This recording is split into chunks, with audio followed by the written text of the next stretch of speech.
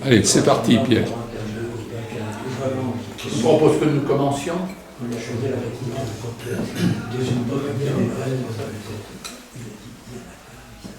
La parole est à Jacques Boyer.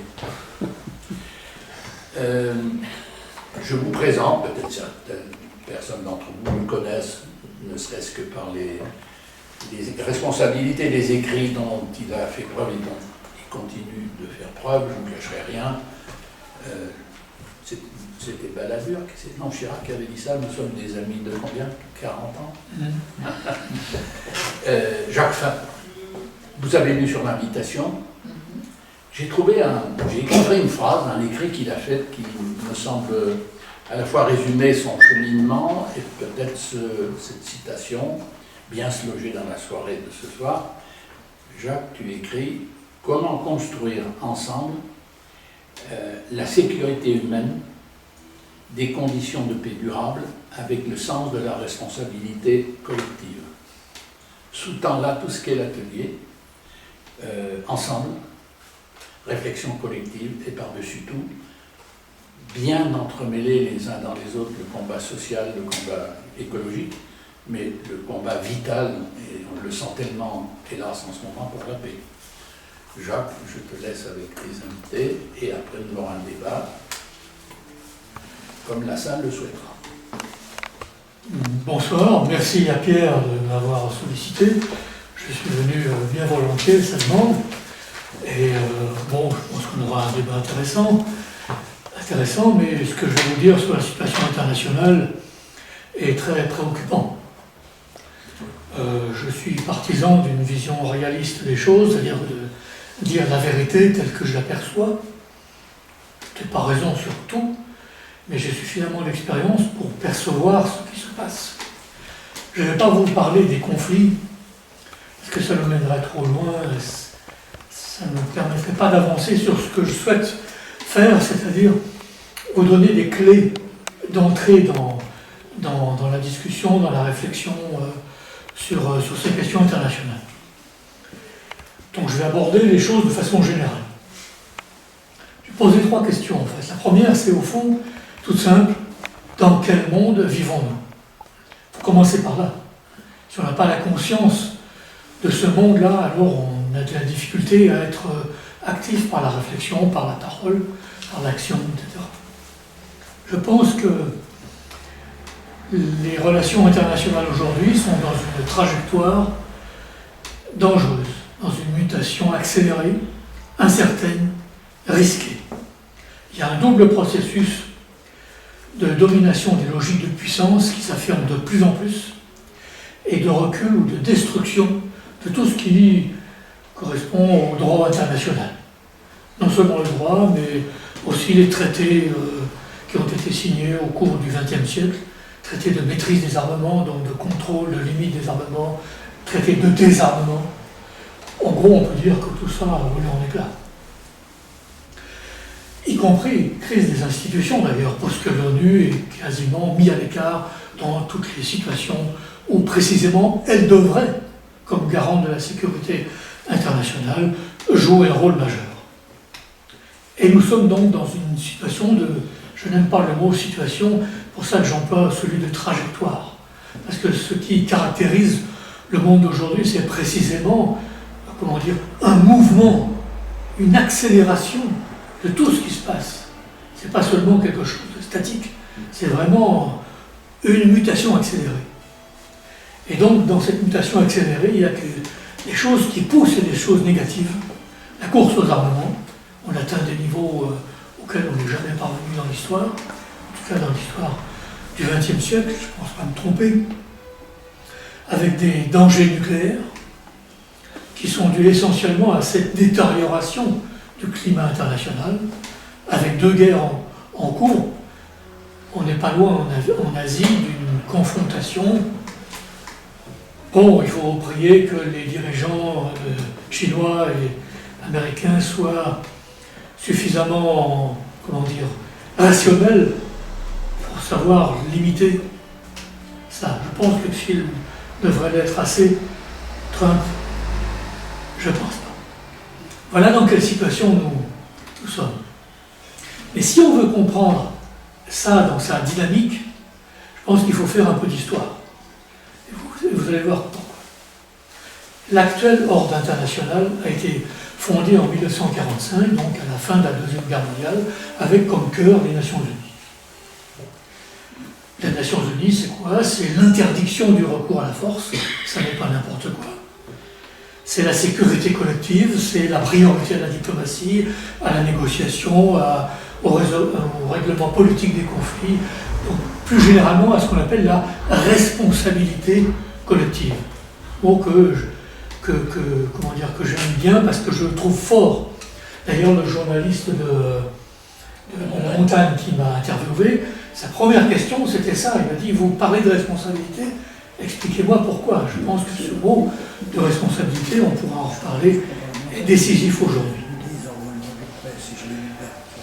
Et donc, l'ONU, comme cœur de cet ordre international libéral tel qu'il a été dénommé et construit dès après 1945, aujourd'hui est en danger. L'ONU, c'est probablement, je le dis comme ça, la plus grande invention internationale du XXe siècle, et même davantage que ça. On a rarement essayé d'interdire le recours à la force. En 1928, on a signé le pacte Briand-Kellogg, qui a été signé par la plupart des dirigeants des principales puissances de l'époque. Ça ne faisait pas beaucoup, en 1928, ça faisait essentiellement les Européens, quoi. Mais le pacte Briand-Kellogg a été balayé par la guerre. Donc là, les Nations Unies installent l'interdiction du recours à la force d'une façon définitive dans une institution qui a vocation à durer et qui dure encore malgré les attaques qu'elle reçoit. L'ONU, c'est très important de comprendre que c'est la réponse à deux moments politiques importants. Premier moment, la fin de la Deuxième Guerre mondiale, évidemment. Mais la Deuxième Guerre mondiale, ça n'est pas n'importe quoi dans l'histoire, après la Première. Les deux ensemble, c'est 80 millions de morts. C'est le génocide des Juifs, c'est 2 bombes nucléaires sur le Japon, c'est la destruction de l'Europe au-delà. C'est-à-dire qu'à ce moment-là, au fond, on aspire à la paix, on aspire à autre chose. Donc, ma mère, elle avait 18-20 ans quand les Allemands occupent Paris. Elle m'a raconté son expérience, quoi. Elle m'a dit sa joie et la joie parisienne qui a explosé en 1944 quand Paris a été libéré. Donc premier moment, c'est ça, premier moment fondateur de cet ordre-là. Et le deuxième moment, qui est un moment qui dure, c'est celui de la décolonisation. C'est-à-dire qu'à partir de là, vont monter les dynamiques de décolonisation dans les pays ex-colonisés, donc d'Afrique, d'Amérique latine. Le processus avait commencé avant, mais il va prendre une dimension importante, et ensuite avec la constitution du mouvement des non-alignés, avec la revendication d'un nouvel ordre économique international, dans le cadre des Nations Unies, etc. J'aime bien la formulation utilisée par un journaliste américain qui s'appelle Fareed Zakaria, qui est un journaliste qui a travaillé pour tous les grands médias américains. Il écrit des livres que je trouve assez intéressants. Et il dit, pour cette montée des Suds, disons, il parle de la montée des autres. Et dans son esprit, la montée des autres, c'est la montée évidemment aujourd'hui de la Chine, de l'Inde, du Brésil et d'autres, mais c'est aussi la montée des Suds. C'est-à-dire que ce qui a commencé après la Deuxième Guerre mondiale continue aujourd'hui, avec cette volonté des pays du Sud d'affirmer quelque chose de différent de ce qui vient du monde occidental. J'y reviendrai. Mais nous vivons aujourd'hui la fin de cet ordre international libéral, pour 2 raisons. La première, c'est parce que les acquis de cet ordre tombent en décomposition. On en est là aujourd'hui. Donc tout ce qui a été construit au XXe siècle sur la base des Nations Unies et de cet ordre-là est en décrépitude aujourd'hui. Et la deuxième raison, c'est qu'il y a eu une rupture géopolitique brutale et radicale entre 1989 et 1991, avec la chute de l'URSS, avec la chute du bloc de l'Est, comme on disait à l'époque, avec la fin du pacte de Varsovie, et enfin, la fin de la guerre froide. C'est un changement, au fond, c'est un bouleversement historique qui, normalement, aurait dû avoir des conséquences importantes, et plus que ça, décisives. Qu'est-ce qui s'est passé? Vous vous souvenez certainement des controverses qui sont apparues dès l'entrée des forces russes en Ukraine. En France, on a eu un débat sur les causes ou les responsabilités. Et les responsabilités. Alors il y a eu deux thèses. Il y a la thèse de ceux qui disent la Russie porte l'entière responsabilité de ce qui s'est passé, puisque c'est eux qui agressent et qui envahissent. Ce qui est juste, selon moi. D'ailleurs, c'est clair que cette invasion bafoue la Charte des Nations Unies, bafoue tout le droit international, et même les engagements russes. Poutine a pris en 1994, dans un mémorandum de Budapest qu'il a signé avec les États-Unis et avec l'Ukraine, c'était pour la dévolution des armes nucléaires qui étaient à l'époque en Ukraine. Il a signé un texte qui garantit la sécurité et les frontières de l'Ukraine. Donc, il y a cette première approche. Et puis, il y a la deuxième, qui est tout aussi importante.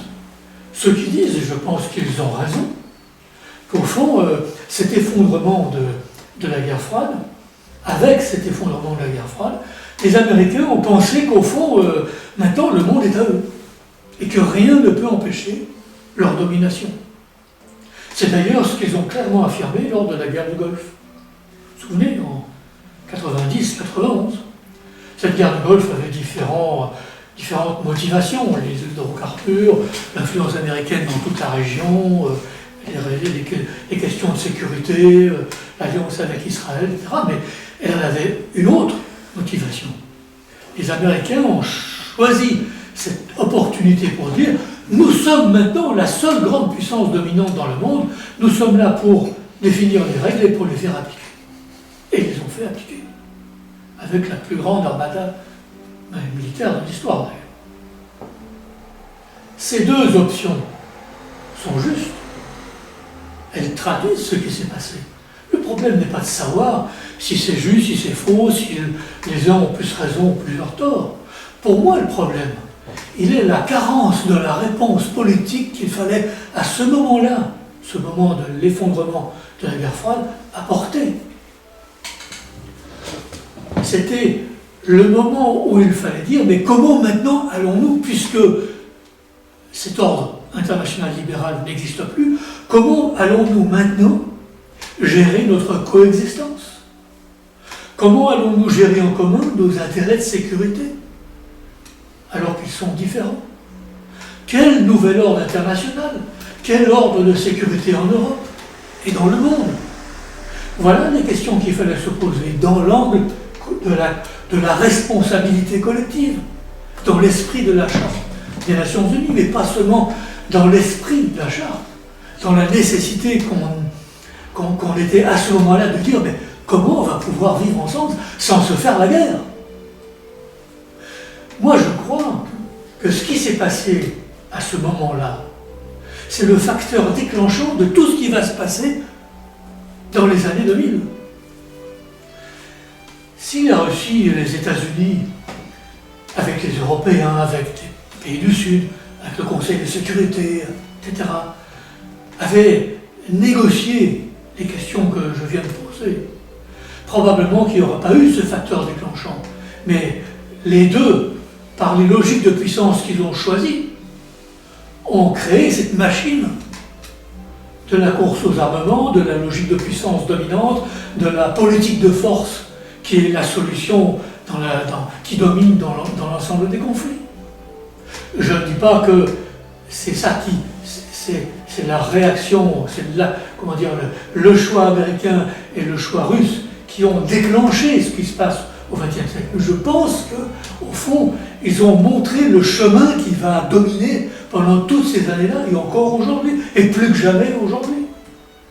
Quand vous déclenchez des guerres au nom de la logique de puissance et du primat de la force, au fond, vous montrez l'exemple.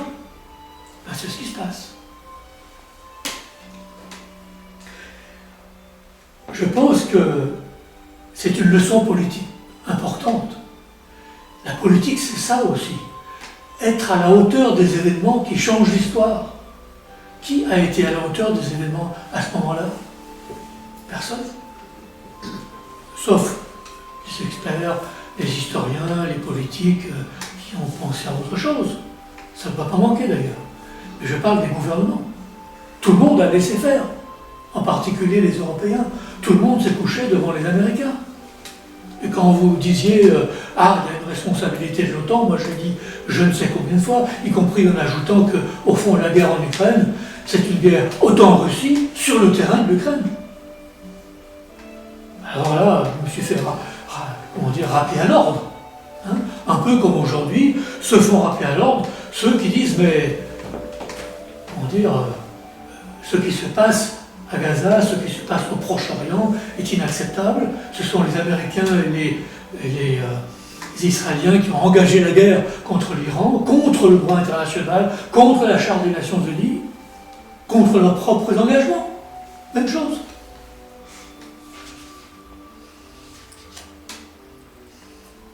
Voilà un peu le tableau que je voulais vous présenter, en montrer, mais je crois qu'il faut aller un petit peu plus loin et répondre à cette deuxième question, à quel défi nous devons faire face.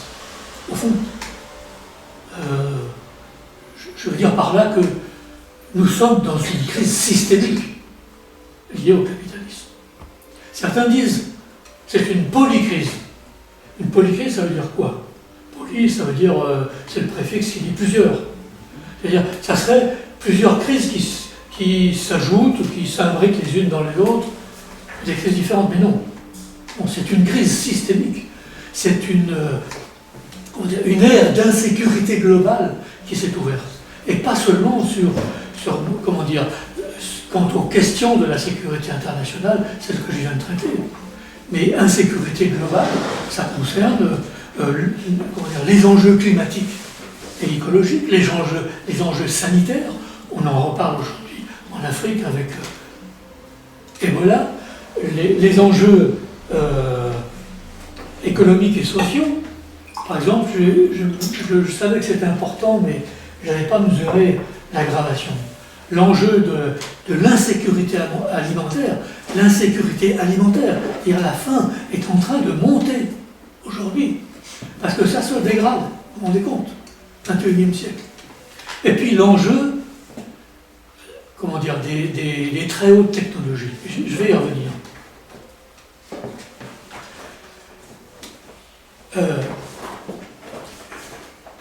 Je regarde la télé, je regarde France 24 souvent, et ouais.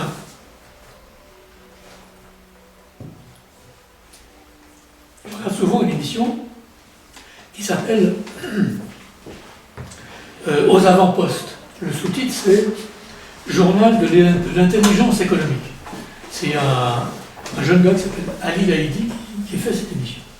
Et dans le sous-titre, dans la façon de présenter cette émission, il dit cette phrase que je reprends de lui: même le chaos du monde a un sens. Et il a raison. Parce que le chaos du monde, son sens, ce sont les politiques, les stratégies mises en œuvre depuis des dizaines et des dizaines d'années, et même davantage. C'est le résultat des stratégies capitalistes. Alors, je vais revenir maintenant à cette question particulière, cet enjeu particulier des très hautes technologies. Parce que ça nous projette vers l'avenir, et je trouve que c'est important. Et aussi parce que, au fond, il y a une vraie question. C'est que je suis préoccupé par le fait que ces nouvelles technologies sont insérées aujourd'hui dans les armements nouveaux, dans des armements, mais qu'il n'y a aucun effort collectif dans les Nations Unies, au sein des Nations Unies, mais autrement ça serait possible aussi, pour apporter une maîtrise sociale et politique de l'insertion de ces hautes technologies dans les armements. Et je pense que là, il y a des dangers extrêmes. Par exemple, ces hautes technologies favorisent ce qu'on appelle l'hypersonique, c'est-à-dire des vitesses d'armes, des vitesses de missiles, et aussi donc des vitesses de combat, du combat lui-même, qui vont dépasser tout ce qu'on peut imaginer. Quand vous avez des missiles qui vont voler à 15 000, 20 000 km/h, l'atteinte de la cible est tellement rapide que vous n'avez pas le temps de réfléchir, c'est-à-dire que le niveau des risques va exploser. Mais vous avez aussi l'insertion de l'intelligence artificielle dans les armes, dans les armements, dans les blindés, etc. On y est déjà, on est en train de fabriquer des armements qui choisissent eux-mêmes leur cible, le moment où ces armes vont tirer. C'est-à-dire que ce ne sont plus seulement des objets, ces armes, des artefacts, comme on dit, ce sont des éléments qui font partie de la décision de tir, de la décision militaire. Voyez ? Donc moi je pense que non seulement nous vivons une période de risque, mais je crois aussi que pour ces raisons-là et pour l'ensemble des raisons que j'ai citées, l'ensemble des enjeux, nous sommes devant la possibilité de situations hors de contrôle. Le hors de contrôle est une possibilité. D'où la nécessité, au fond, d'avoir, une voix politique puissante et forte vis-à-vis de nos autorités françaises, aussi des autorités européennes, mais de tout ce qui détient une autorité concernant la sécurité internationale, la sécurité écologique et toutes les autres. Je pense que les enjeux pour demain sont d'une très grande importance. Et or, je crois que les réponses politiques apportées aujourd'hui, tant sur la sécurité internationale que sur le réchauffement climatique et d'autres enjeux, ne sont pas à la hauteur. Comme je dis tout à l'heure, être à la hauteur des événements qui changent l'histoire, c'est ça aussi. Savoir mesurer sa propre responsabilité face aux défis qu'on a en face et qui sont existentiels au sens propre du terme. Alors, quelle réponse ? Le premier problème, c'est que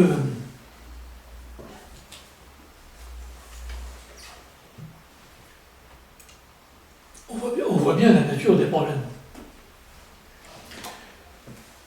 Peut-être pas tout à fait à cette échelle mondiale et dans cette urgence. On voit moins facilement ce qu'il y a de résistance sociale dans le tissu même des relations internationales, dans les pays, etc. Je vois deux obstacles à ce qui se passe. Obstacles ou freins.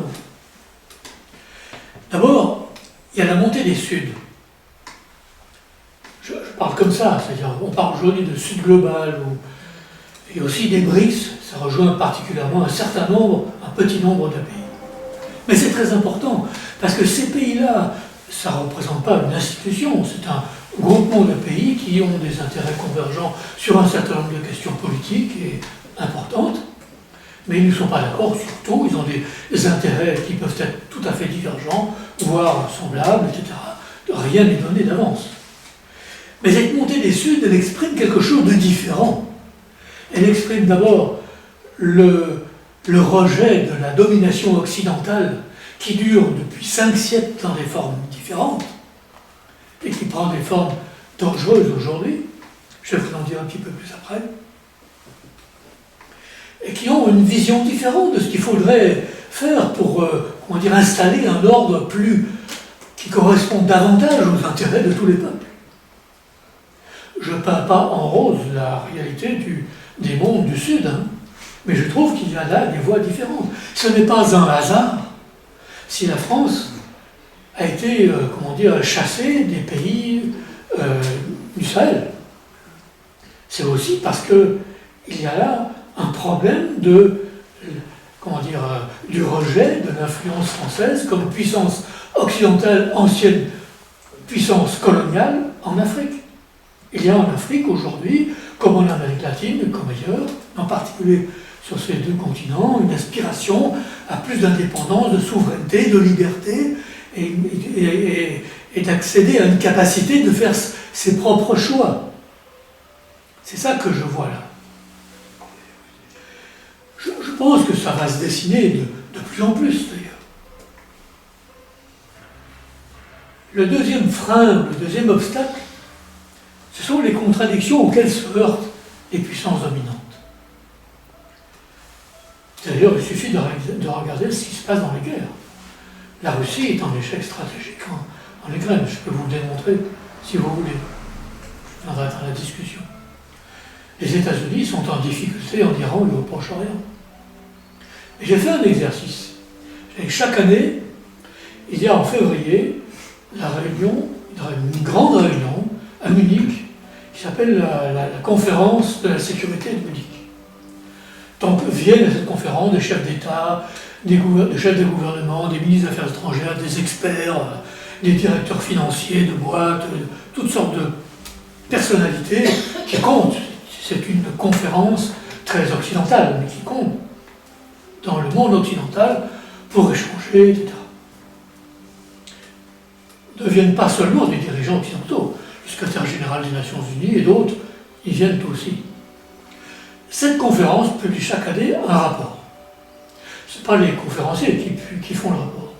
C'est l'administration de la conférence qui les publie. Donc ces rapports sont écrits par des experts, sous la direction de ceux qui dirigent la conférence. C'est d'un haut niveau, hein, pas... Alors j'ai pris les rapports de 2020 à 2026, 7 rapports. Je les ai lus, soulignés, etc. J'ai essayé de comprendre ce qu'ils disent. Ils ne vont pas sur le fond des questions. Mais ce qu'ils disent est très intéressant. Parce que ce qui transparaît dans ces rapports, c'est au fond une inquiétude profonde sur l'avenir du monde occidental. Donc sur l'avenir de leur domination. Le premier rapport en 2020, voilà, le titre du rapport de 2020, c'était un mot anglais intraduisible, mais qu'on peut traduire par la formule suivante: le monde devient-il moins occidental? Moins occidental. Les principaux dirigeants du monde occidental sont en train, en 2020, de se demander si le monde n'est pas en train de devenir moins pour eux, moins occidental. Vous vous rendez compte? Et ce titre-là, il est revenu dans les conférences suivantes. C'est-à-dire qu'ils sont inquiets sur leur propre avenir, sur la viabilité de leurs choix stratégiques. Évidemment, quand on nous dit aujourd'hui il faut réarmer parce qu'il y a une menace et il faut préparer la guerre, c'est ce que nous dit Macron, c'est ce que nous dit le chef d'état-major. Moi, je trouve anormal qu'on fasse parler le chef d'état-major des armées sur des questions politiques. Enfin, comme ça. Qui nous dit qu'il faut préparer la guerre. Mais est-ce qu'on mesure ce qui s'est passé depuis le début des années 2000? J'ai pris quelques notes pour vous rappeler ça. Parce que je trouve que ça vaut quand même le coup de dire ça à ceux qui nous disent qu'il faut préparer la guerre. Je vais retrouver mon carton. Voilà. Afghanistan, de 2001 à 2021. La guerre là-bas, les États-Unis, la France a participé quelque temps. 20 ans de guerre. Pour installer quoi? Le régime taliban.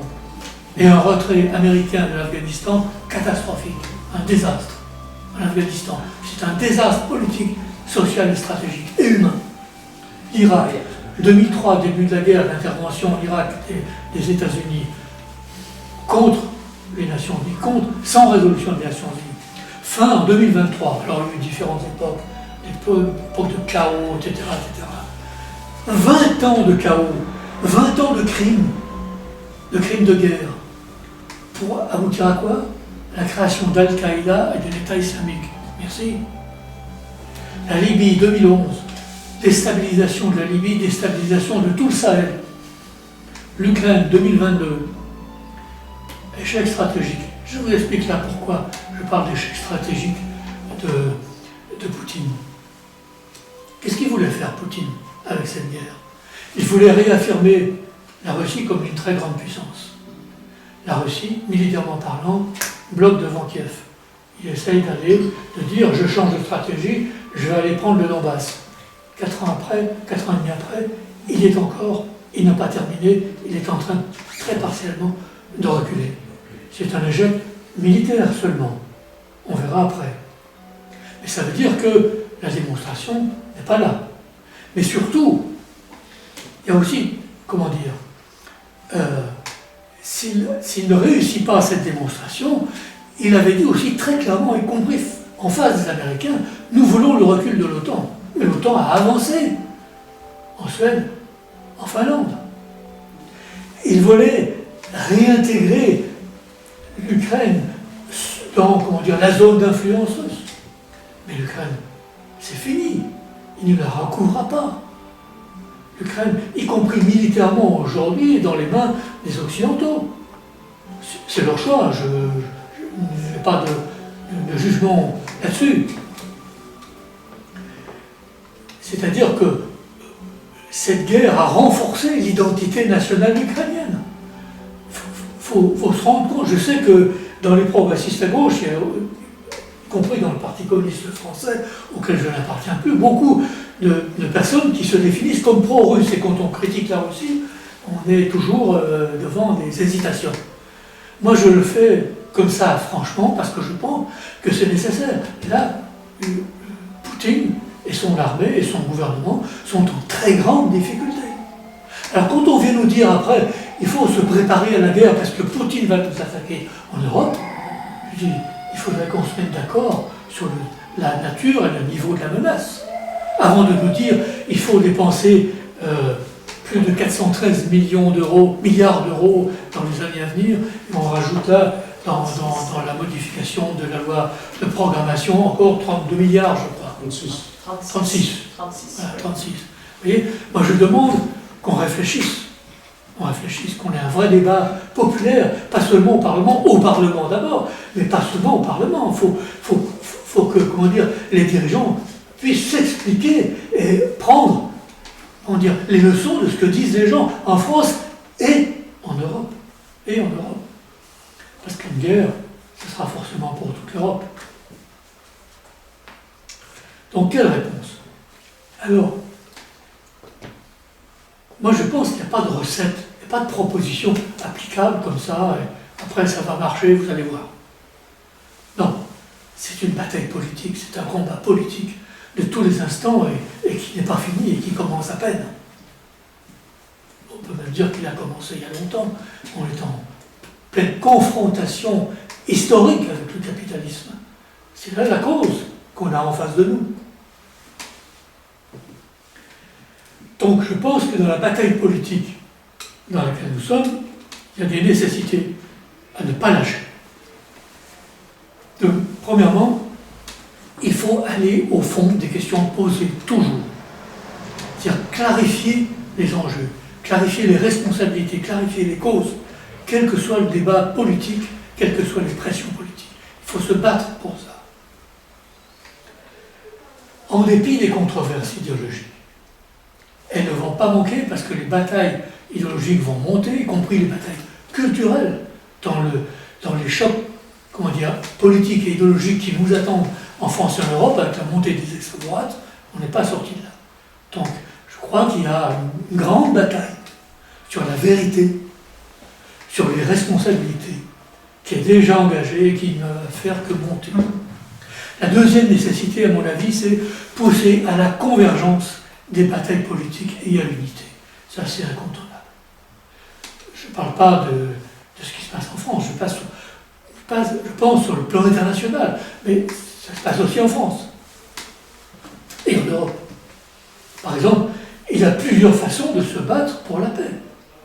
Moi, je prends le biais politique, mais il y a le biais pacifiste, il y a le biais associatif, il y a toutes sortes de façons, comment dire, de creuser cette voie nécessaire de comment on travaille sur la sécurité internationale pour faire reculer les logiques de puissance, faire reculer même le concept de puissance. Il faut domestiquer la puissance et faire reculer le primat de la force dans le politique. Donc il y a quelque chose d'important à faire ici. Enfin, il faut promouvoir, c'est la troisième nécessité, une vision globale. Je suis stupéfait de voir comment nous sommes confrontés aujourd'hui à des enjeux globaux, des enjeux planétaires, qui sont difficiles à maîtriser et qu'on ne maîtrise pas largement. Il y a un vrai problème ici. Et en même temps, ce que je constate, ce sont des réponses nationales. Bien sûr qu'il faut des réponses nationales pour des enjeux nationaux, et les enjeux nationaux comptent dans la façon dont les enjeux européens et internationaux seront abordés. Mais si on ne fait pas comprendre comment dire, la prééminence montante de ces enjeux globaux, je les ai cités tout à l'heure, on ne va pas se faire comprendre. Je crois que la valorisation extrême de la souveraineté du national pousse à la régression. Là, j'emploie une formule choc qui va peut-être vous faire discuter, mais je suis prêt à en discuter. Faire attention à ça. Je pense que la souveraineté est nécessaire. Je pense qu'elle n'est pas toute la solution. Et je pense qu'il faut porter les solutions à des niveaux différents aujourd'hui, au niveau de la globalité. Ce qui signifie aussi mettre l'accent sur la responsabilité, j'en ai dit un mot au début, parce que nous sommes comptables de l'avenir, tout le monde l'est, en particulier les gouvernements, mais à notre façon, nous aussi. Deuxièmement, il faut mettre l'accent sur le droit parce qu'il faut des règles de comportement qui doivent être celles de tout le monde et pas seulement celles des puissants. C'est-à-dire, le droit, c'est la règle de l'égalité. Et enfin, il faut un ordre international. Pas seulement parce que celui qui a été construit en 1945 est en décomposition totale, mais parce qu'il faut faire dominer le multilatéralisme et la responsabilité collective face à la hiérarchie des puissances.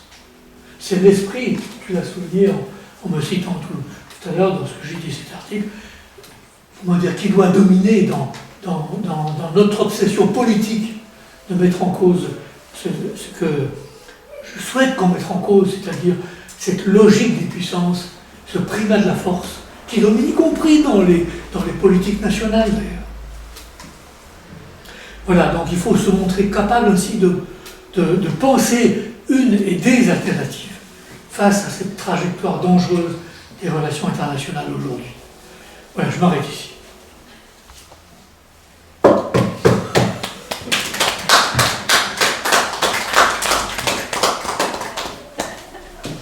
Merci, Jacques. On peut ne pas partager tout, mais je me hasarde à mettre un jugement. Ça a été clair. Alors, à vous de pousser la clarification de la situation plus loin, en échangeant entre nous avec Jacques. C'est détendu. Donc l'ennemi, c'est le capitalisme. Continuez. D'une part, je trouve, mais comment se fédérer pour faire tomber l'hégémonie des systèmes capitalistes. Et on voit bien qu'on a du mal, et qu'en face de ça, pour l'instant, la seule réponse qu'il y a en Europe, c'est la montée des extrêmes droites. Et c'est pas rassurant. Et vous avez un avis sur les solutions? Ah non, pas du tout. Mais si. Je ne vous connais pas, mais j'affirme que je ne connais pas assez. Non, mais vous avez tout à l'heure dit, je ne sais pas comment vous l'avez formulé, il faut qu'on se rassemble pour apporter des solutions et des idées. Mais ça me paraît tellement difficile aujourd'hui quand on voit l'individualisme qui règne, quand on voit les différences au sein même d'un même parti. Maintenant, les gens veulent s'imposer, il n'y a plus d'idée de parti, il y a, je dirais, une sorte de recherche de pouvoir et de vouloir absolument ne pas discuter avec les autres. C'est comme ça et c'est pas autrement. Et c'est là qu'est le problème, je pense. Les gens ne discutent plus. même au sein des partis, on voit qu'il y a des scissions sans arrêt, que ce soit à droite ou à gauche d'ailleurs. Quand on regarde le Parti socialiste ou les divers droites, chacun veut tirer la couverture à lui. Donc je trouve que c'est pas facile. Et la solution, moi je ne l'ai pas. Si ce n'est, oui, d'une part de refuser d'aller combattre. Bien sûr que la guerre c'est une machine destructrice, mais visiblement ça doit rapporter à des gens. Alors ça c'est la première chose. Et puis la deuxième chose, est-ce que, vous n'avez pas trop parlé, mais la Chine, est-ce que c'est pas la Chine qui va prendre la place des États-Unis, parce que les Américains ils sont quand même pas en grande forme, je crois. Surtout avec le clown qu'ils ont à la tête là. Et pourtant, vous avez les solutions à portée de main. Tournez-vous, je suis sûr dans la salle. Mais je sais, on va échanger tous ensemble, je suis sûr qu'on va trouver. Je suis déçu que vous n'ayez pas votre panneau, mais je comprends pourquoi. L'émancipation vient par la réflexion collective, et bien sûr qu'il faut. Regardez le constat, il y a eu un bel article dans le journal aujourd'hui, vous faites vraiment du lobbying pour essayer d'intéresser les gens. Et regardez, où sont les jeunes là, où sont les gens même qui ont envie de faire avancer le public. Qu'est-ce que vous pensez de ce que vient de dire cet ami? Nous on le connaît bien, moi c'est mon frère, mais disons que j'adhère pleinement et c'est vrai que notre monde est inquiétant, quoi. C'est tout simple, mais cette extrême droite qui est partout en Europe, ça fait peur. Ça rappelle des souvenirs quand même.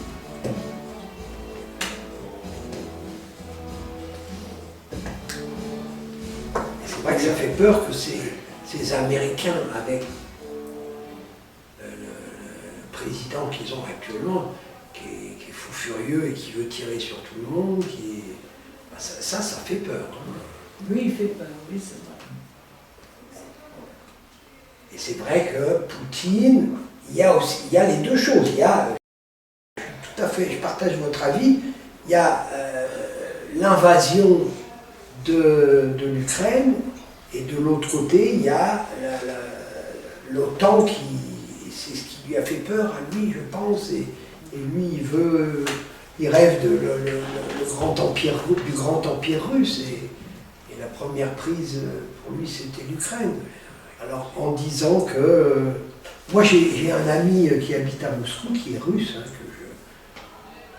qui j'ai passé beaucoup de temps, je suis allé là-bas, je ne suis pas communiste, mais j'ai jamais adhéré à aucun parti, mais pour moi, ce serait le système, enfin, il faudrait tendre vers ça. Mais voilà, moi je suis allé au mariage de sa fille à Moscou, lorsque la guerre a éclaté en Ukraine, j'ai eu l'occasion d'en discuter avec lui. Alors à l'époque c'était par WhatsApp parce que j'étais pas en Russie quand ça s'est passé. Et vous savez ce qu'il m'a répondu? Il m'a dit l'OTAN est aux portes de la Russie. Donc lui soutient en fait l'action des Russes. Alors c'est terrible, hein, alors qu'on est amis vraiment, c'est quelqu'un avec qui je partage beaucoup de choses, mais ils ont peur. Alors certainement que les médias là-bas et l'information est faite de telle sorte que on leur dit attention, si on reste sans rien faire, l'OTAN va venir nous bouffer. En gros, je pense que c'était ça, et son message ne disait rien d'autre. L'OTAN est à nos portes. Est-ce qu'ils n'ont pas un peu raison de penser ça? Est-ce qu'il n'y a pas eu une provocation de l'OTAN? Vous n'avez pas parlé de 1989, de la chute du mur de Berlin et de la disparition. Enfin, de la disparition du. Est-ce que c'est pas à ce moment-là que les choses. Oui, enfin, est-ce que c'est pas à ce moment-là que les choses se sont vraiment accélérées? C'est-à-dire que c'est pas seulement un camp qui a gagné, c'est un camp qui a voulu non seulement gagner, mais humilier. Et moi je comprends ce que votre ami russe, peut-être peut-être on peut comprendre cette réaction. Et Poutine ne fait que jouer sur ce sentiment-là, parce qu'il sait que ça va marcher, et c'est tellement compréhensible que ça marche. J'ai l'impression qu'on est dirigé par des enfants qui non seulement gagnent une partie, ils ne sont pas suffisamment contents de gagner la partie, ils veulent en plus humilier l'adversaire qu'ils ont battu. Et on n'en finit pas de ces humiliations-là, mais quand on humilie un adversaire, on humilie son peuple entier. Et moi, alors voilà, bien sûr, Poutine est un dictateur, un voyou, il utilise. Mais on est dirigé par des gens qui ne font que ça, en fait. Trump ne vaut pas mieux, mais j'ai l'impression que nos dirigeants, en 89, ont laissé faire, dans les Balkans, il y avait un État était à peine, revendiquait à peine sa reconnaissance, qu'on se précipitait pour le faire, mais on faisait ça pour humilier l'ancien camp qu'on venait de battre. Et ça n'a fait que créer du chaos partout. Et aujourd'hui, j'ai l'impression qu'on vit les retombées de ce chaos. Moi, ce que j'ai dit tout à l'heure, c'est très clair, c'est qu'il n'y a pas à choisir entre deux causes ou deux origines. La responsabilité russe est pleine et entière, la responsabilité américaine, elle est différente, mais elle est pleine et entière aussi.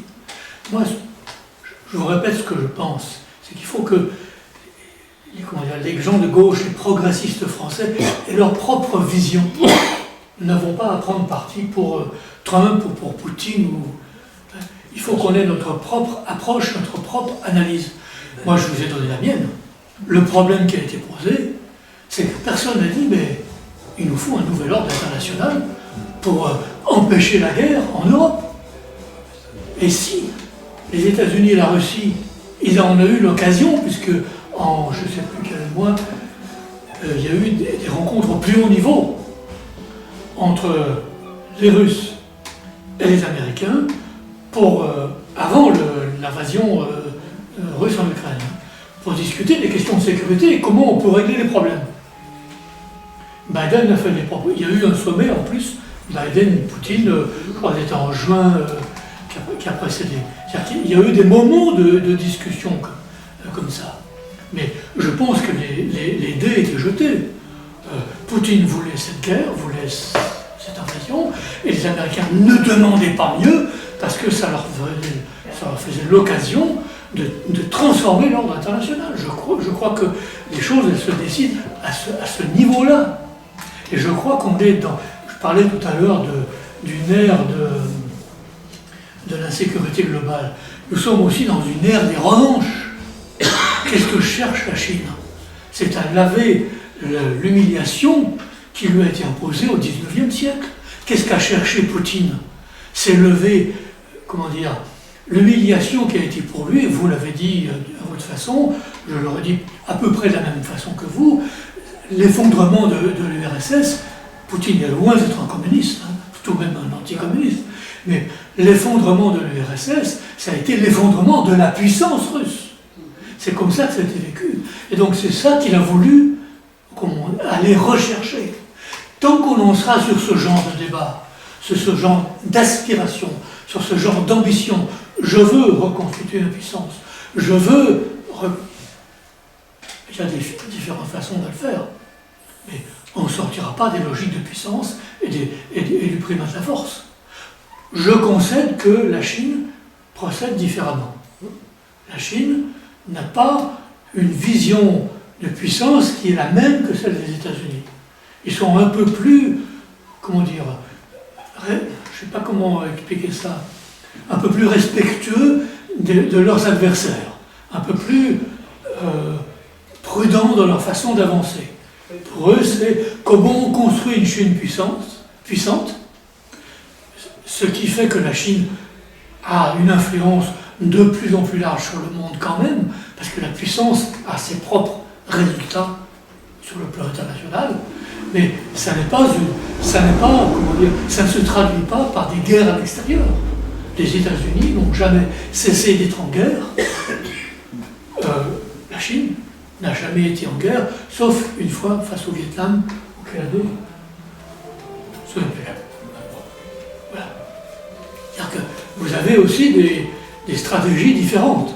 On ne peut pas mettre les États-Unis et la Chine dans le même panier, même si dans un cas et dans l'autre, il y a aussi des logiques de puissance. Donc, mais les logiques de puissance, dans un système où domine le capitalisme, dans un système international où domine le capitalisme, elles sont presque logiques. Elles sont logiques.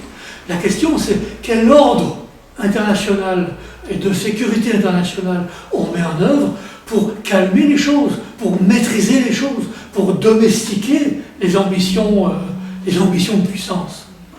C'est ça qui fait que, ce que j'ai dit tout à l'heure, avoir le respect du droit, avoir un ordre international, c'est si important que ça. C'est pour, au fond, se donner les moyens de maîtriser les relations internationales et de ne plus accepter ce qui se passe aujourd'hui où tout est permis, et même l'impensable.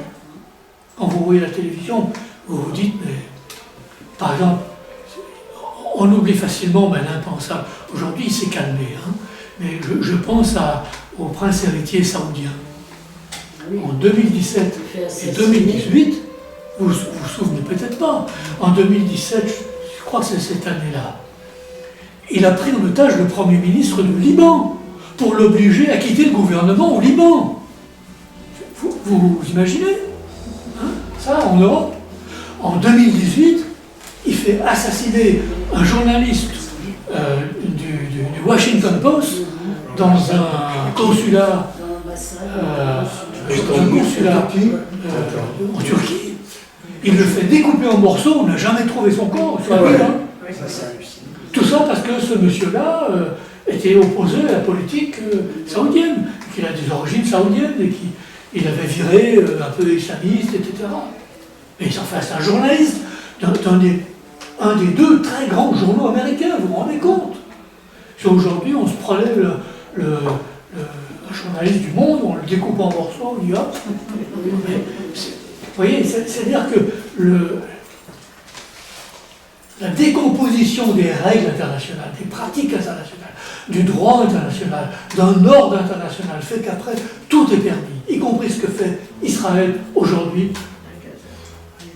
ce qu'il continue de faire, d'ailleurs, parce que le génocide est à bas bruit et dans un rythme plus lent, mais il se continue. Hein. Donc, ce qu'ils font à Gaza, ce qu'ils font en Iran, etc. Mais ce n'est pas l'Iran qui a attaqué. L'Iran n'a attaqué aucun pays depuis des dizaines d'années. Depuis des dizaines d'années. En revanche, ils se souviennent très bien de ce qui leur est arrivé entre 1980 et 1988, où il y a eu des millions de morts dans la guerre Irak-Iran, alors que l'Irak était soutenu par les puissances occidentales, en parenthèse, par l'Union soviétique aussi d'ailleurs. Vous voyez ce que je veux dire? L'ère des revanches, ça existe, y compris aujourd'hui. Mais il faut sortir de ça. Il faut faire comprendre que nous avons besoin de sortir de ça. Sinon, nous allons à la catastrophe. Moi, c'est ce que je pense. D'où l'importance de penser par nous-mêmes dans les analyses que l'on fait et dans les solutions, quand on peut en apporter certaines, qu'on essaye d'apporter, en tout cas, les principes, les règles qui devraient être celles des relations internationales aujourd'hui. Mais comment imaginez-vous un nouvel ordre international pour remplacer l'ONU qui ne fonctionne plus? Pourquoi un nouveau groupement de pays pourrait faire mieux que ce que fait l'ONU aujourd'hui? Qu'est-ce qu'il faudrait faire de différent? C'est pour ça que j'ai dit tout à l'heure, il n'y a pas de recette à appliquer, il n'y a pas de proposition applicable immédiatement avec un résultat. C'est une bataille politique. Moi, je connais des communistes qui se battent pour changer la société et réduire le capitalisme à sa plus simple expression, si c'est possible. Mais ils sont encore dans cette bataille-là depuis des dizaines et des dizaines d'années. Ça m'est arrivé à moi aussi. J'étais membre du parti pendant 42 ans. Qu'est-ce qui vous a fait quitter le parti? C'est vraiment dans le débat, ça? C'est une curiosité. Alors, à la fin. Mais vous n'êtes pas obligé de répondre. À la fin.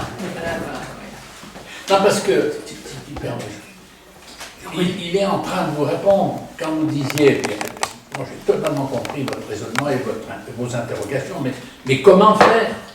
Mais comment s'y prendre face à tout ce qui nous arrive, toutes ces craintes vérifiées maintenant? Bien sûr, s'il y a des luttes, s'il y a des mouvements pour la paix, il faut y aller. Autrement dit, il faut résister. Mais dans ce domaine, comme dans le domaine économique et social dans un pays comme la France, l'heure n'est plus, il le faut, à continuer de résister. L'heure est à construire autre chose. Et au fond, la grande bataille à mener, c'est pour ce nouvel ordre international, sans le couper des batailles pour le social et l'écologique. Donc c'est ces batailles-là qu'il faut mener. Mais après, vous allez me poser une question, mais je me garderai bien de vous répondre, parce que je n'ai pas la réponse. Ce soir, vous êtes hors l'atelier, vous êtes 4. Nous ne sommes pas en réussite dans notre démarche. Il y a eu un excellent papier de la montagne aujourd'hui, pour ceux qui ont eu le temps de le lire. Il y avait un petit placard hier, c'est pas si mal. Demain, je te le disais, il y a 800, quelque chose comme 800, pas toutes lues, moins sans faux, vidéos qui vont partir d'enregistrement ce soir. Mais vous allez me poser la question, mais alors comment on s'adresse, comment on fait passer les idées, le contenu du nouvel ordre international? Là, c'est complexe. Ouais, c'est complexe. Il ne faut jamais lâcher. Parce que si vous lâchez, si nous lâchons, il manquera forcément quelque chose, et ça sera une accélération de la décomposition. Alors oui, le combat est dur, il est difficile, et on ne va pas vers de meilleurs jours. Hein. Oui, c'est là qu'on dit que c'est un manque de jeunesse quand même. Mais je crois qu'il y a une dignité politique à avoir, et à pouvoir dire, nous sommes capables d'être à la hauteur des événements qui changent l'histoire, comme je l'ai dit 2 fois. Parce que c'est ça que je crois au bout. Il est en train de se passer quelque chose dans le monde qui est énorme, énorme. La possibilité de la guerre, mais le réchauffement climatique, la dégradation écologique à grands pas, c'est une très grande urgence. Je dis ces enjeux-là. Qui traite de ça véritablement? Qui traite de ça? Qui dit voilà, l'important c'est ça. Comment on va gérer pour notre avenir à tous, en France, en Europe et ailleurs? Comment on va faire que la France soit à la hauteur des enjeux, à la hauteur des réponses que les citoyens attendent, en France et en Europe? Nous avons tous une responsabilité. Le mot responsabilité, il est très fort parce que il permet 2 choses. Il permet de pointer du doigt et dire vous êtes responsable. Vous, dirigeants capitalistes, vous, dirigeants de la France, vous, dirigeants de l'Europe, vous êtes responsable de la situation actuelle. Mais c'est aussi il y a un autre volet. Quelle responsabilité nous assumons, nous, pour être individuellement et collectivement, Oui. et collectivement, dans toutes sortes d'organisations, de démarches, comme ici, c'est très important, de débat, parce qu'il faut débattre, aller sur le fond des questions, avoir de l'ambition intellectuelle et pas seulement politique, pour dire voilà, nous sommes porteurs d'idées, mais nous pensons que tous les Français vont être porteurs d'idées, de changement. Moi, je pense que rien n'est joué. Je ne suis pas très optimiste, vous l'avez senti, parce que je pense qu'il n'y a pas de quoi l'être. Je pense que rien n'est joué. Tout peut changer encore. Vous pensez qu'on va pouvoir durer combien de temps à faire des guerres comme ça qui conduisent toutes à des désastres, des échecs? C'est ahurissant. Ahurissant, mais qui mesure ça? Pendant combien de temps on va faire comme si on ne savait pas que l'intégration des très hautes technologies dans les armements vont nous faire prendre des risques énormes, encore plus dangereux qu'aujourd'hui?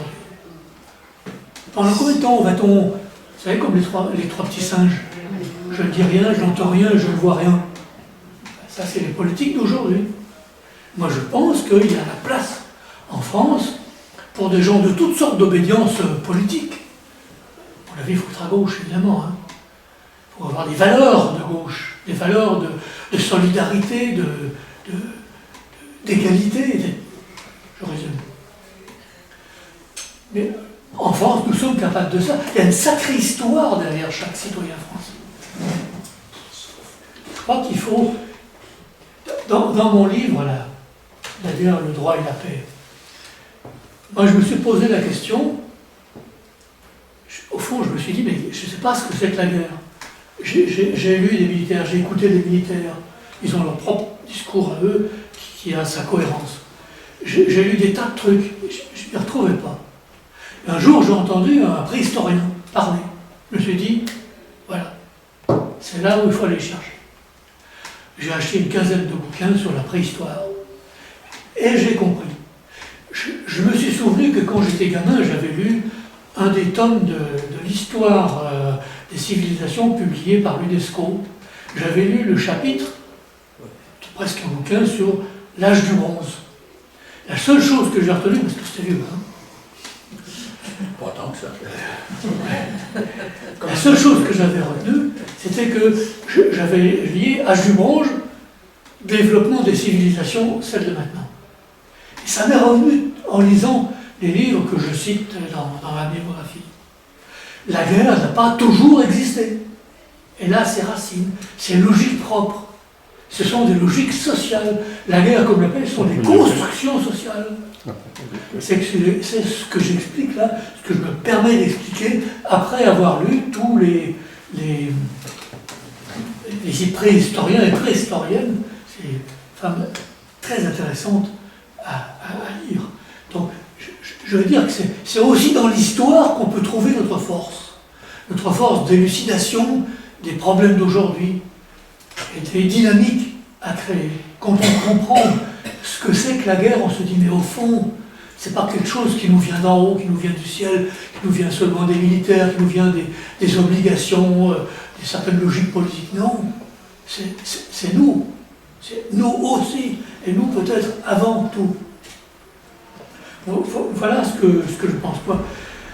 On dirait, à force de réfléchir à toutes ces questions, même en n'étant plus membre du parti pour mes raisons propres, je continue à réfléchir. Je continue à réfléchir. Il y a des raisons. Parce que tu as dit, D'Alessandro, tu as dit, je le répète à peu près, je suis un peu inquiet, sinon pessimiste, etc. Tu n'es pas le seul dans cette salle, j'imagine, etc. Pourtant, il faut qu'on voit bien qu'il y a des bougers citoyens dans le monde. Il faut bien les avoir en tête. Ces courageuses femmes, jeunes hommes, qui ont constitué, je ne sais pas combien de flottilles maintenant pour aller à Gaza.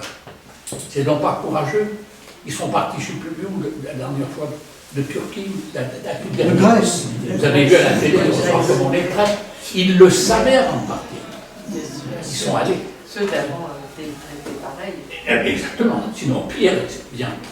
Il faut, là, infiniment plus compétent que moi, c'est l'évolution de l'opinion américaine. Ça mérite d'y être attentif. Je me méfie des démocrates, parce qu'ils ont combiné les mêmes guerres, etc. Ce n'est pas des démocrates, parce que les démocrates ont remporté une victoire, on ne dit pas le Parlement, mais bref. Là-bas, ce qui m'intéresse, c'est la réaction des gens, en particulier de la jeunesse, dans les universités. Il y a d'autres exemples comme ça, des centaines de milliers de citoyens dans les rues d'Allemagne sur la paix. Je souffre qu'on ne voit pas ça en France. D'autres exemples, j'ai en tête, ils ne me reviennent pas pour l'instant. C'est petit, c'est pas répandu internationalement ce que je vous dis, mais ça existe. Je pense que les consciences aujourd'hui, ça c'est ma façon de voir, sont aussi éveillées, aussi conscientes qu'elles l'ont été dans les générations précédentes. J'ai l'habitude de dire, elles sont là, mais elles sont en jachère. Parce que, à la vérité, il n'y a plus de combat idéologique, je prends que la France, il n'y a plus de combat idéologique qui se mène par les partis politiques, vraiment à gauche, voire par les syndicats, dont c'est aussi le rôle. Rappelons-nous le congrès d'Amiens de 1905, de la CGT. Il y a des rencontres comme ce soir, avec tout ce qu'on va remuer, la montagne, tout ça, ça va quand même, j'espère, laisser quelques traces. Mais il n'y a plus de débat idéologique. Il y a d'autres associations d'ambition qui font des rencontres sur est-ce que le monde est beau, est-ce que le monde n'est pas beau, etc. Je suis un peu péjoratif, mais il n'y a pas de débat politique. Non, mais comme moi je suis assez d'accord avec ce que tu dis, il y a beaucoup de mouvements C'est assez étonnant qu'en France, il n'y ait pas plus de manifestations que ça. On était un pays avant où ça manifestait quand même beaucoup pour la paix. Mais quand même, dans le monde, il y a beaucoup de... Et en France, il y a beaucoup de mouvements alternatifs qui proposent un autre mode de vie, qui se battent pour l'environnement. Ces gens-là, pour être réunis, c'est la question qui nous est posée, c'est comment fédérer, comment se connaître entre nous, comment fédérer. C'est ça qui manque, parce que chacun dans son côté est un peu isolé et a l'impression d'être tout seul à se battre. Et on est ici en se disant on n'est pas nombreux. Mais ceux qui se battent ailleurs sur d'autres mouvements se disent la même chose et on s'en rencontre jamais. Et je pense que je pense que c'est ça qui manque. C'est à quel moment on va pouvoir se mettre d'accord, non pas sur un programme, c'est idiot, c'est plus à l'ordre du jour, mais au moins sur des valeurs qu'on partage. On partage des tas de choses avec des tas de gens qui sont dans d'autres mouvements qu'on ne connaît pas, mais qui existent. Et moi, alors je me pose pas trop la question de l'optimisme ou du pessimisme, puisque c'est une question qui ne sert pas à grand-chose. La question qui se pose, c'est est-ce qu'il faut faire quelque chose? Ça, oui, moi je pense qu'il faut faire quelque chose. Savoir si on gagnera, savoir, c'est une question piège, la question de l'optimisme et du pessimisme. Mais il y a des tas de gens partout qui se battent pour des tas de raisons qui feraient qu'on devrait les rejoindre. Ils devraient nous rejoindre. Pierre a raison de dire qu'il y a un changement important aux États-Unis. Oui. Il y a eu un basculement de l'opinion politique des citoyens contre Israël, pour les Palestiniens. Ce qui se passe en Palestine est tellement grave que l'opinion publique américaine a majoritairement basculé. C'est très important, parce que si l'opinion publique bouge aux États-Unis, ça va faire bouger beaucoup de choses. Or, on a effectivement, j'aurais dû le citer, des bougées dans la jeunesse, dans beaucoup de pays, notamment au sud, mais surtout au sud, semble-t-il, mais ailleurs aussi. Donc, à mon avis, les choses peuvent se nouer, se cristalliser, mais ça sera forcément long, parce que ce sont des rapports de force, en fait, à travailler et à rétablir. Et ça, c'est pas si simple, parce que c'est une bataille politique et idéologique. Donc, il n'y a pas seulement des courants, il y a aussi des batailles contre. Moi, j'ai retenu une de vos phrases, la dignité politique. Et je pense qu'aujourd'hui, en France, bien la dignité politique, elle a un coup dans l'air, en fait. Et je pense qu'il y a une espèce de fatalisme dans une certaine jeunesse qui fait qu'ils ne croient plus à la politique. Mais ce qui est grave, parce que, et alors je parle au niveau politique, mais je pourrais parler au niveau aussi syndicaliste. On parlait de la CGT. Depuis des années, on perd des adhérents. Et comme on le sait, si on ne se regroupe pas pour faire, disons, changer les choses, il faut être regroupé, quoi. Et cette dignité politique a beaucoup d'influence sur toutes les décisions qu'on voit, je parle en France, hein, mais les gens croient, beaucoup de jeunes, et moins jeunes d'ailleurs, ne croient plus à un changement. Il y a une espèce de fatalisme. Alors, dans quelques milieux autorisés, comme moi j'appartiens, on bataille toujours. Mais je peux vous dire que dans le milieu des jeunes, eh bien, il y a une espèce de fatalisme qui est installé.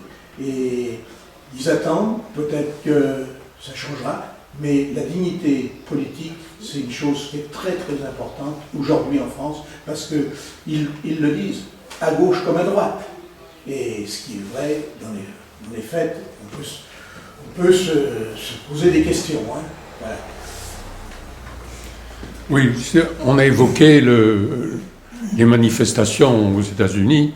en faveur des Palestiniens. Mais je ne sais pas si vous avez vu cette vidéo où il y a le ministre, j'arrive jamais à dire son nom, israélien, qui humilie toute une série de gens de la flottille. Moi, je pense que cette vidéo, qui est diffusée mondialement partout, va avoir une influence sur les choses. Sur le peuple américain, bien sûr, mais sur le peuple mondial, je dirais. Oui, je pose la question un peu. Si le capitalisme est aussi virulent, est-ce que c'est pas le début d'un déclin? J'en reviens à ce que Todd disait, la défaite de l'Occident. Trump il est au service du capitalisme.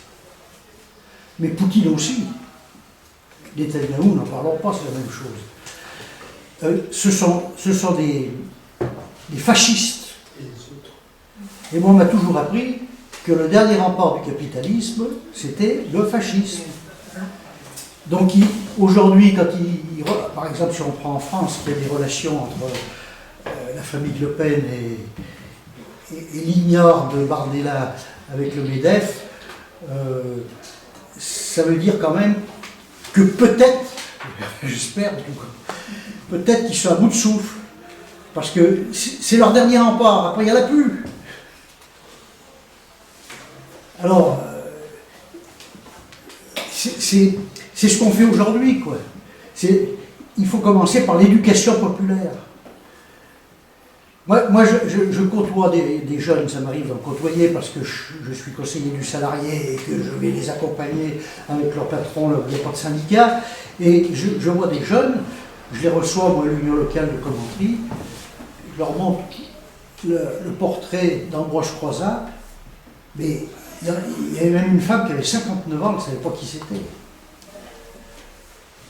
C'est un exemple, ça. Mais Jaurès, de l'autre côté, alors il est un peu plus connu. Mais Croizat, il n'est pas connu du tout. Bon, en 45, merde. Donc il faut en venir à de l'éducation populaire, mais dans les syndicats, dans les partis politiques, et puis dans les associations comme la nôtre. C'est comme ça qu'on va gagner la bataille des idées, quoi. Et pour combattre le capitalisme, il ne faut pas attendre je vais citer Mélenchon, bon, je sais pas, parce que c'est aujourd'hui. Enfin, il faut se poser les questions. S'il est temps d'attaquer, c'est qu'il les gêne à quelque part, quand même. Bon, bref. Mais il n'y a pas de sauveur suprême, quoi, c'est ce que je veux dire. Même si Mélenchon était président de la République, il faudrait continuer à se battre pour faire avancer les choses. Donc c'est bien au peuple, à tous les niveaux. Ça part de la commune. Ça part de la commune. Et puis après ça monte. Mais je veux dire, voilà, quand on construit une pyramide ou une maison, on commence par les fondations. Hein. On ne commence pas par le haut. Ben là, c'est la même chose. Jacques. Oui, moi je dois apporter deux choses. D'abord, on a parlé des pays du Sud émergents. Sauf que la Chine est très présente. Bon, par deux choses. D'abord, elle achète des milliers d'hectares pour faire des cultures qui se retrouvent de la production en Chine. La deuxième chose, c'est que ce pays aide ces pays du Sud à réaliser des infrastructures. C'est une façon de prendre position. Ça, c'est la première chose. Deuxième chose, il faut se rendre compte de l'effondrement culturel de notre pays, et sûrement pas que de notre pays. Et c'est un effondrement culturel qui a été organisé. Tu parles d'Ambroise Croizat, demande à n'importe quel citoyen français de 30 ou 40 ans qui a inventé la sécurité sociale, il ne te le dira pas. Il ne sait pas. L'effondrement culturel est organisé. Pour les moindres petites choses. C'est incroyable comme les gens, non seulement ne sont pas cultivés, mais ne sont pas intéressés par la culture, ne sont pas interrogés. Il n'y a même pas un...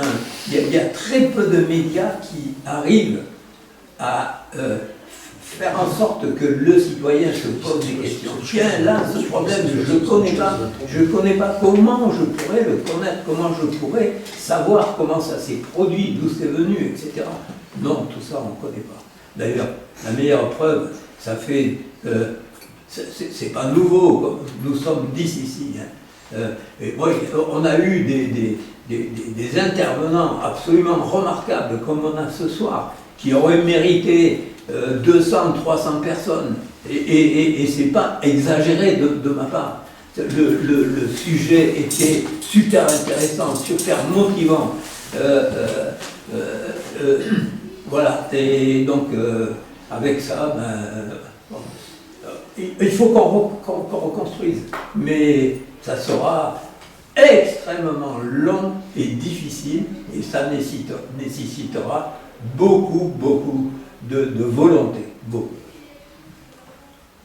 Je ne partage pas trop cette analyse, parce que c'est comme si on considérait que notre histoire était celle qui doit se répéter pour les générations à venir. Mais sauf que les générations jeunes aujourd'hui trouvent d'autres moyens, ont une autre culture qui n'est pas forcément la culture historique. Peut-être qu'ils ne connaissent pas Ambroise Croizat, mais ils ont d'autres façons d'investir.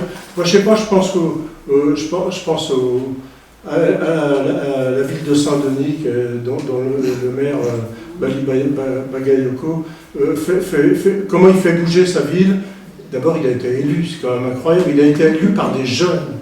Ils ne sont pas restés chez eux, ces gens-là. Ils se sont déplacés pour voter pour ce gars-là. Sans doute que la moitié de ces jeunes qui ont voté pour ce gars-là ne connaissent pas Ambroise Croizat. Mais est-ce que c'est si important? Bien sûr que la sécurité sociale, l'histoire de la sécurité sociale, il faut le connaître.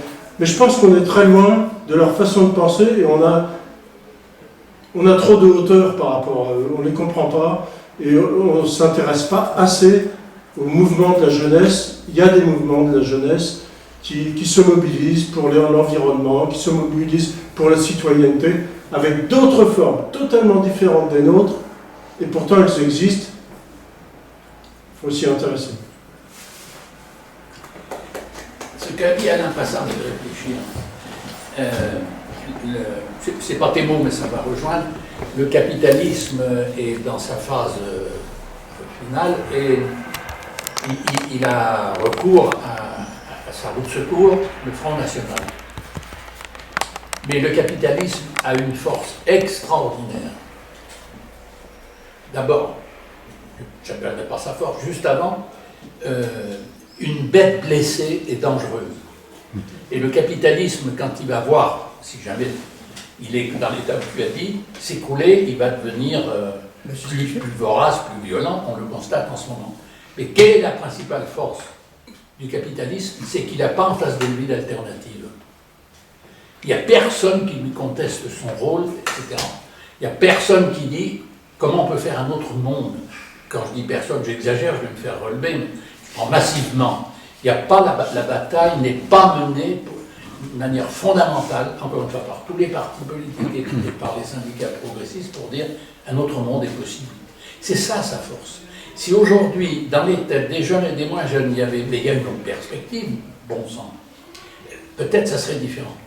Et à propos du pessimisme et de l'optimisme, ça fait déjà la deuxième fois, soit j'accepte, mais n'empêche que moi je suis inquiet. Alors, en dehors de mon pessimisme, je suis inquiet. Je ne sais pas bien comment faire pour ne pas l'être. Moi, ce qui fait ne pas bouger les gens, c'était l'objet de notre discussion à l'hôtel, ce qui ne fait pas bouger les gens, c'est qu'ils sont terriblement inquiets, notamment par la situation internationale, les guerres, etc. Ils ne savent pas, mais comment tout ça? Et s'ils avaient écouté ce que tu nous as magnifiquement expliqué sur, y compris comment l'objet militaire va encore se développer avec l'informatique, l'IA, etc., etc., je pense que l'inquiétude, mais ça ne fait que rehausser la nécessité de mener le débat de fond pour dire on peut changer ce monde et il faut se battre pour un autre ordre. Je veux dire par là que, mais c'est pas ce que tu as dit. Mais on pourrait à la limite dire, il va s'effondrer de lui-même. Ça, c'est du... C'est pas bon. C'est une erreur monumentale. Oui. Je fais partie de quelques peut-être illuminés qui pensent que le capitalisme, en fait, ça fonctionne avec l'économie, que l'économie c'est une opération avec beaucoup d'échanges et que l'optimisation des échanges aujourd'hui est faite par des fonds de pension, avec des algorithmes qui maximisent quelque chose qui est censé représenter le profit maximal pour tout le monde. Après, comment il est partagé? Et il y a certaines personnes, certains illuminés qui disent si on arrivait à remplacer cette valeur à optimiser, qui aujourd'hui n'est qu'en dollars, en y incluant d'autres éléments qui sont dans les 15 objectifs de l'ONU, et qu'on arrive à faire en sorte que les échanges économiques ne maximisent pas les profits en dollars, mais avec une grandeur qui arrive à prendre en compte l'égalité homme-femme. Il y aurait plein de choses qui ne fonctionneraient pas exactement de la même façon. Parce que les choix qui sont faits, alors vous avez parlé de... C'est Munich que vous avez parlé là de... Il y a une autre conférence internationale qui est importante, c'est à Davos aussi. Donc là, il y a des gens qui discutent entre eux, mais il y a plein d'échanges, de décisions économiques qui se prennent, qui ont une incidence extraordinaire, y compris sur les conflits. Parce que quand même, il faut aussi se rendre compte que dans des conflits, quand vous avez des enfants soldats en Afrique, parce que juste, voilà, il y a des terres rares qui intéressent Pierre et Paul, et comment dire que c'est Pierre qui a plus de droits que Paul? Vous avez parlé d'Israël, Israël, comment faire en sorte que deux populations dont une certaine partie ne veut pas coexister avec l'autre, coexistent, c'est très difficile de trouver une solution à ça. Alors, mais là où je vous rejoins, c'est que j'aimerais bien effectivement qu'on trouve autre chose que ce système capitaliste qui marche mal, mais il n'y a rien à la place.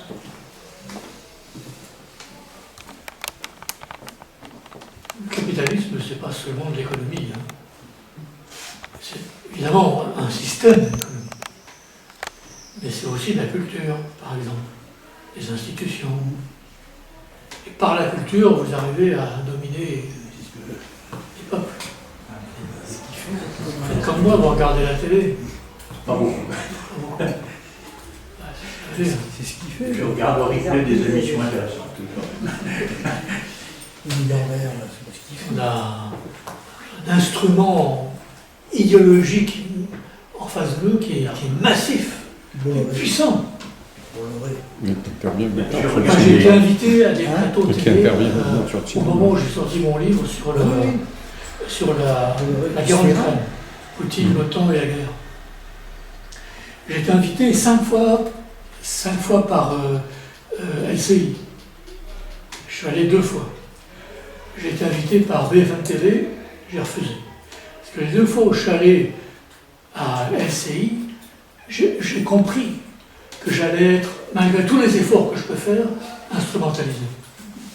J'étais le cocon qu'on vient... non, j'étais absolument du parti, mais peu importe. Ils étaient contents de m'inviter parce qu'ils savaient mon passé. Et ils se sont dit, on va le faire parler contre la Russie. Voilà. Donc je me suis débrouillé comme j'ai pu, mais j'ai observé la machine. Parce que c'est une machine. Les journalistes, hommes et femmes qui dirigent ça, sont d'une habileté, d'une capacité remarquable. Ce sont des pros.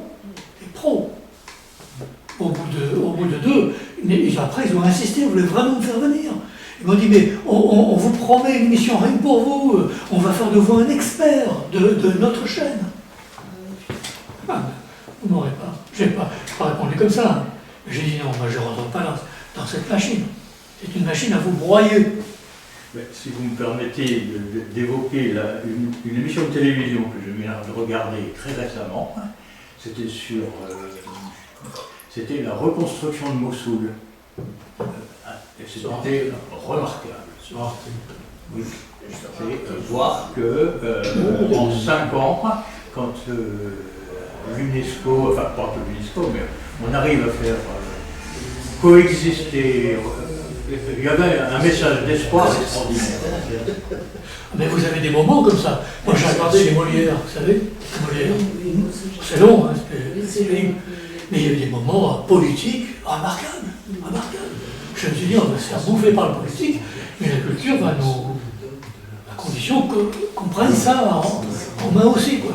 Et hier soir, il y avait une très belle émission sur le front populaire. Exceptionnel. Pensez-vous qu'on a fait le tour du problème? Pardon? Elle dit non, bien sûr. Pour ce qui était de notre responsabilité ce soir.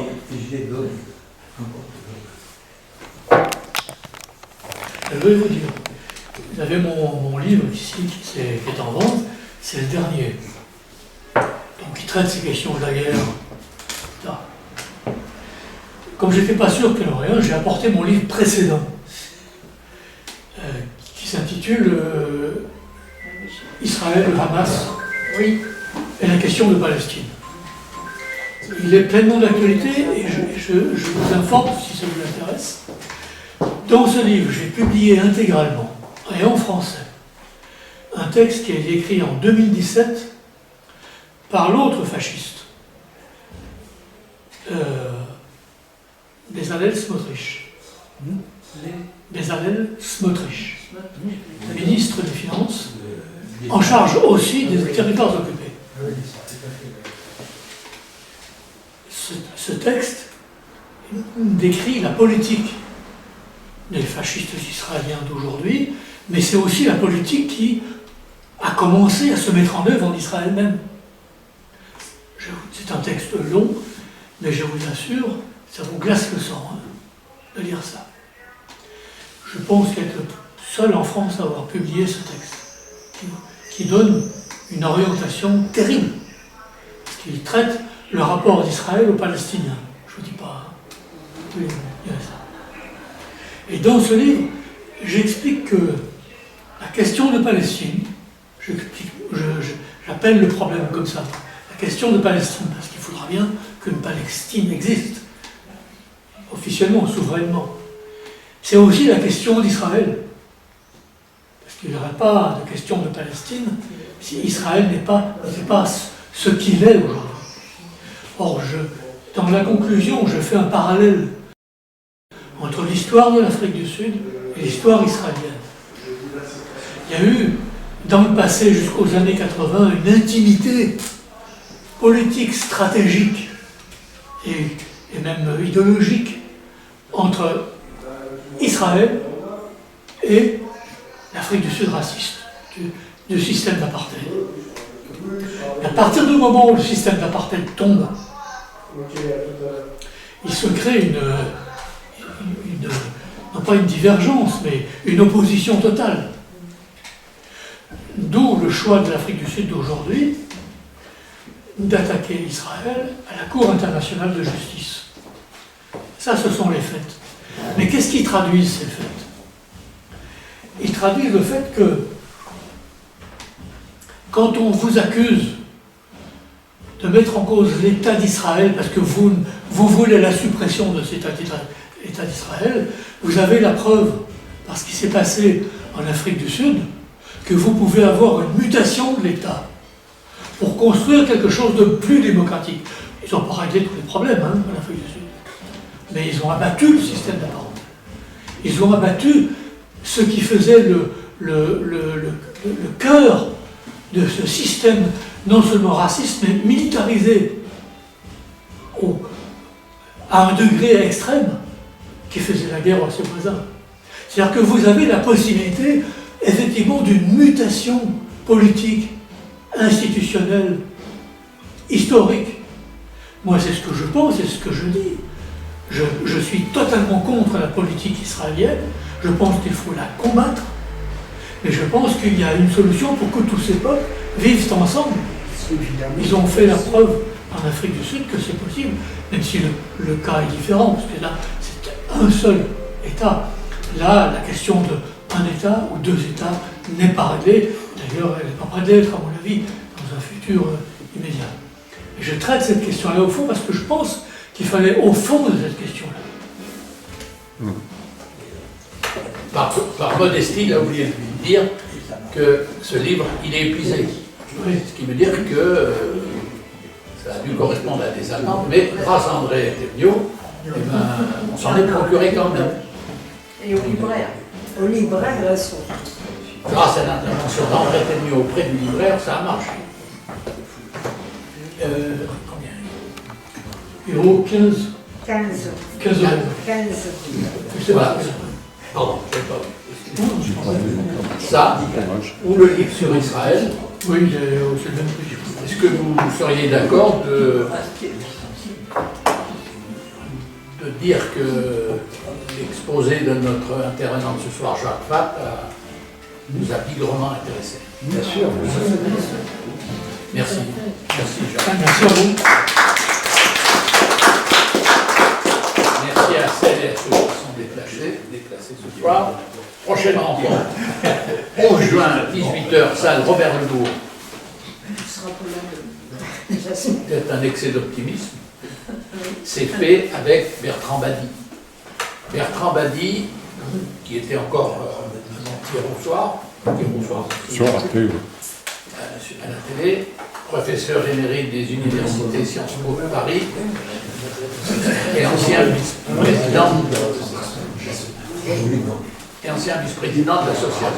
de l'association internationale des sciences politiques. Donc, salle Robert Lebourg, 11 juin, 18h. Si vous ne l'avez pas manifesté jusqu'alors auprès d'Alain Passat, mais si vous avez envie de partager un petit moment supplémentaire entre vous et avec Jacques, tout à l'heure on fait un petit lunch d'allure bourbonnaise. Donc, il connaît le mot bourbonnais, je lui ai expliqué. Et voilà, une modique somme de 15 euros. Vous rangez vos chaises, c'est la règle. Gérard, j'oublie quelque chose, non? Voilà, bonne soirée. Merci beaucoup.